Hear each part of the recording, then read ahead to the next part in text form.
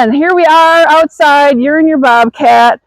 The eau de manoir is permeating my nose. Hey guys, I'm Megan. And I'm Stephanie. And we are Barnbestiesllc with farm fresh advice for you. So we are here to impart the knowledge that we have learned over the years of building and running barns, so that you guys don't have to have the problems and the misery and the mistakes that we made. Hope you enjoy our videos. Make sure you hit the subscribe button, right? Right, and we hope to save you time and money on your new adventures. Absolutely. Hey guys, I'm Megan. I'm Stephanie. And we are Barnbesties with Farm Fresh Advice. Whoop, whoop, whoop. So, Megan, here we are outside. You're in your Bobcat. The eau de manoir is permeating my nose. The fine fragrance of, well, honestly, it's compost. Compost. Composting, honestly, it smells to me like wood shavings. Yeah. So I don't really smell the poo as much as just composting wood. Yeah. It's pine wood. But so you're in your Bobcat. We got your bucket on. I think your bucket looks the same as my bucket. I do too. I thought I had tines, but I guess I don't. I used to. Yeah, I don't know. So you want to talk about my Bobcat? Let's talk about your Bobcat. So tell me about your Bobcat. My Bobcat is an older model, but it's similar to Stephanie's, except you don't have the foot controls. You have hand controls. I have hand controls. I call them joysticks. Do you? Kind of like, well, yeah, it's kind of like playing a video game. Yeah, it is. Yeah, so I learned on a Bobcat just like Stephanie's, except an older model, with the foot pedals. So I was really nervous about buying this. However, the price was right when I was looking. And you learn, just like if you learn how to drive an automatic transmission car and you end up with one that's a manual, you'll learn how to drive the manual. You'll learn how to do it fast. Although I gotta say, it's actually easy. For me, it was a good change because I actually can't reach the foot pedals. So when you can adjust the seat. Yeah, sure. I've never been able to touch the foot pedals. The other problem, just so you know, when you're a shorty, you have to like bend over. That's where the girls go. Yeah, well, that's not fun. No, it's not, it actually hurts. Hurts the back. Yeah, makes the breathing a little difficult. So it isn't always fun to drive this sucker, but the nice thing is when I want to go forward, I just push it forward. When I want to pull it back, mine does the same. And then that's the difference. Yeah, then I go. So which one lifts the boom and which one curls the bucket? I might get it. I might have to turn it on to tell you. I know. Here. But it's one or the other, correct? Yeah, it's one or the other. No, you were fine. Okay. We'll see in action a little bit, I think. Okay, you'll see me in action. So this is a model 773. Yep. And I have windows like I feel like it's pretty close to the size of mine. Yeah, I think it's very similar. Like I even have, this is the windshield wiper fluid you thing got the here. windshield wiper fluid reservoir. I think that's probably standard. It's probably made into the... Yep, and it was used for snow plowing, so there's a bit of rust on it. Well, they all rust out. We are in Wisconsin. Yep, and I do have a door that I can put on. You got the cab with the sliding windows. And I do have AC. You do have the little sunlight that you could take that off. Yep. You do have heat. I have all those things. I have light. Yep, you got your light. So this is the Bob, and it's very similar. Do we want to go through the back end like we Sure. Let's go ahead and show the back. Very similar to mine. Compared to yours is I don't have the extra remote. You only have. And I don't. See, but remember the middle one I never used. Yep. And so I only have two. So 3 points of contact, Megan. Be safe, girl. I try. Coming out of this, if it's full of snow and slippery and icy, mildly terrifying. One wrong move and you have no teeth, probably broken something on the body. Luckily for me, hasn't happened. I live on the edge. You live on the edge. I live on the edge. Megan likes to be dangerous. I don't have that nice safety thing that you have. Somebody probably took it off. Yeah. And then come back here. You got to be careful with this latch. You can see too in my 773. My back end, I have busted out a light, actually two lights. Backup lights. So you need to be careful about that. I also don't have that nice little warning that Stephanie has. It's because it's older. The backup alarm? Yep, I don't have that. They took it off because they were annoyed by it. And then you can see how it looks the same. we put the dates on. We didn't put the hours on. Probably a good idea. Learn now. You'll Yeah, I think know. it's a great idea. I don't do the maintenance on it. I have a guy come and do the maintenance on it, but you can see how similar it is. My door latch, you got to be careful with because mine is a little tricky too. Yeah, it opens. I had to have it. Watch your fingers, right? There we go. So, and then, oop, yeah. Are we closed? Yeah. Okay. Yeah, no, but that's the thing you got to watch. Sometimes. But you pull back just to make sure it doesn't just. Yeah, it doesn't always close. And then just like Steph's, we need to clean it out. Yeah. Yours is cleaner than mine. Yeah. Oh. I know. That's so one thing I forgot to ask you. This is diesel. Yeah, this is diesel. Do you have the block heater on it? Mine does, but it's kind of buried. Like in the plug only comes out a short distance. It's down here. So no. In the winter time, I try to clean out the fuel, and we actually don't use it in the winter. So here's your battery. But I don't think we do. I've never plugged it in. Here's where they disconnected probably your backup alarm. But yeah, I don't see it either because mine sits like right in here. Yeah. And I mean, it's like the plug doesn't come out much beyond the space of here. So I've never plugged it in. I either keep it in the shop or I decide I'm not going to use it in the winter. And did you find it? Well, here it is. Megan. We've never used it. You have one. All right. I would, if you do try to use it, keep it outside, plug it in. Oh yeah. In case there's a problem, it's not in your barn. Yeah, that's the point. Just to make sure it still runs okay. But yeah, as soon as I saw this, I'm like, oh, girl, you have one. But see, we shut it down in the winter. I'm not here in the winter, and usually I never have anyone that works for me. And if you keep it in the heated shop, you don't need to use that. Yeah. But the first time you do go to try that, don't have it in your barn. No. Always safety first. Safety first. Because if something happens, it starts on fire. These actually go up really fast. Yay. So it's better for it to be out in the driveway. That's right. But yeah, you do have one. That's great. I forgot to show you guys mine. Mine is actually kind of down in here, but it's just where they connected yours.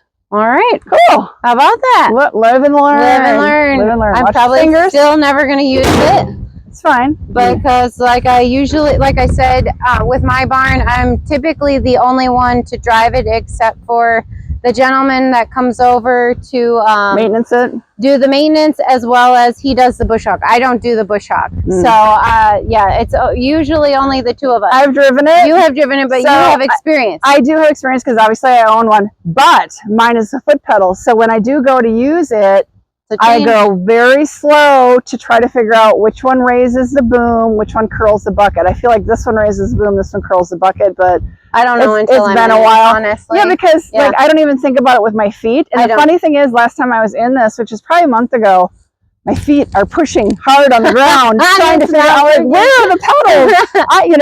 And I'm like, and then I'm trying to remember, and it was a mind game. But the longer I was in it, the more easy. So I think you use it. By the time you've used it 4 or 5 times, it's second nature. Yep. Yeah. And I love it. I mean, the only thing that I would change about this is I'm jealous of Stephanie's button for the attaching. I understand that because the first Bobcat we had, I didn't have that either. Yeah. And it was, you had to have the pipe. Yep. But this was a lot cheaper than the other Bobcats I was looking at. Yeah. And it does the same exact job, except I will say, so the jobs that I use it for are, it was moving big round bales. I used to unload. Bucket doing this. Doing the manure. Yeah. Moving snow when I need to. Sometimes we'll rent an auger for fencing. And then oh my gosh. It saves a lot. Oh, I love the auger. It is. Honestly, one thing I probably should have bought and I didn't, I just rented. I think if you have a lot of pastures and fencing, I think making the investment in buying the auger is worthwhile. I still rent. You see them occasionally for sale online, and they're for sale for like half a day to a day because they get snatched up because they're worth their weight in gold if you have a lot of fencing. Yeah, and they're amazing. Only one time ever did I unload a semi-load of shavings with pallets, and I think this Bobcat isn't heavy enough. So from here on, heavy. Yeah, they are weight restricted. You have to know for your model how much the boom can handle. And and I even found that with round bales. Maybe someone who's brave and doesn't mind. I just don't. Again, I don't know if it's qualified or not, but I did it. I did it safely. I survived. There was no. I just was totally freaked out, and so I'll never do it again. And so they come in with a big case, and they unload it, and I am very happy about that. So I can move. I do. Once it's on the ground, I'm totally fine moving the pallet of shavings, but taking it off because you got to raise it up, and this pallet is way above your the bed of the semi or the level of the trailer is up here, so you're already having to come in way up here, and then it sits 8 feet above that. And so I don't like that either. The other thing that this thing does is it unloads. So our hay guy that comes, he brings, and we'll have a later video to show you of him doing it, but it's so convenient for him and it's so convenient for us. He can just hop in my Bobcat and unload the hay. He doesn't have to bring his own equipment. It's all here. He can just unload it. So we're really using it a lot for that. And then twice a year, we're going to show you again in a later video what we do with my compost. So this is a wonderful, wonderful investment. Absolutely. Oh, and then the other thing, when we do random projects like moving rocks with the bucket, we can throw stuff in the bucket. If there's a tree we need to take down, this has been fabulous to have. So I highly recommend a Bobcat.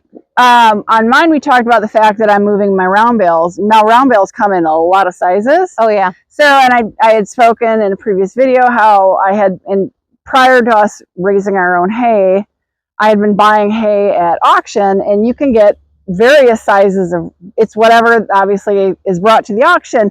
So I had a couple, and I actually love them, but I realized it was at the limit of the weight of what my Bobcat could do. I got some 5x6 round bales. They were as tall as I was, and they were almost as wide as I was. They lasted forever. But they're hard to move. But they're almost a ton of hay per bale, and I think they were 1,600 pounds or something per bale. That's a lot. And I get 800. I learned real fast. Maybe don't buy those. Don't buy those. Not only that, the horses were trying to get under the top to eat them, and they're like, can't do it. Can't do it. So they're kind of having to eat from the sides and then letting the top settle. But live and learn. Live and learn. So you do need to know your rating. And it's not just your Bobcat. We've looked at your tractor, and my tractor. We've looked at my tractor. They both have loaders on the front. My loader would, like, everybody's like, well, why don't you just, move round bales with your tractor? No. It doesn't have the weight on it. Unsafe. It can't handle the weight. Maybe doesn't have the weights in the back. And a bigger tractor would be fine. My neighbor who does but you can't get into hard to reach places. Where this you can just get in, spin around, whereas a tractor, I mean, you gotta line yourself. It's like driving a semi. There's a lot of doing this and stuff. But my neighbor who does the baling and stuff, he loads, but he's got a huge tractor, and there's no problem lifting bales with his not my little one, and yours is a little bigger than mine, but yours is not that big either. So well, all right. Hey, we both say love thy skid loader, and yes, we both have the same brand, but there's a lot of really good brands out there. Case has them, New Holland has them. All the big agricultural equipment dealers have skid loaders. Get what you need to get. We're not saying that you have to go with this brand. You can get a John Deere if you want. You can get a Case. You can get a New Holland. You can get whatever. And they all are, they just have different, like I was looking at Cases, and they just had the left hand, and I'm not left-handed, and that was, to me, that kind of scared me. So I got a good story on that. I didn't go with that brand. So we have Wisconsin, it's like farm days or whatever, and it's like almost awesome. A whole week. It's 4 or 5 days, and it goes around the state, and it's on somebody's farm. It's like 100 acres. All these vendors come in. You can drive anything. You can sit in the biggest combines and choppers in the world. So I attended one of these a few years ago, and they had an area to test out machinery. So you could drive in all kinds of stuff. And I conned the friend I was with into, we went, and first of all, they had a UTV racetrack. Ooh, Yeah.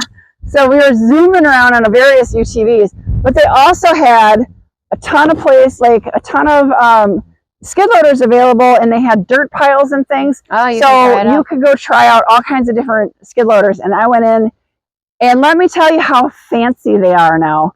You think about how fancy the vehicles are with the electronics inside. Oh. The new skid loaders come out with cameras all around. Oh, whoa. Big display screens that are touch screen. Oh.